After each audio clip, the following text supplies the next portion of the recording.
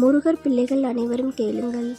முருகர் சொல்லுகிறார், என் பிள்ளையே, நீ இன்று சந்திக்கிற கஷ்டங்களை பார்த்து மனமுடையாதே. கடினமான காலம் நீண்ட நாட்கள் இருக்காது. நீ வைத்திருக்கும் நம்பிக்கை உன்னை வெற்றிக்கு கொண்டு போகும். நீ விழுந்தாலும் பரவாயில்லை, மீண்டு எழுந்து நட. உன் முயற்சியை நான் பார்த்து கொண்டிருக்கிறேன். பயம் வேண்டாம், என் வேல் உன்னை காப்பாற்றும். நீ முன்னேறு, உன் வாழ்க்கையில் நல்ல காலம் வரப்போகுது. இந்த வார்த்தையில் நம்பிக்கை இருந்தால் சரணம் முருகா என்று சொல்.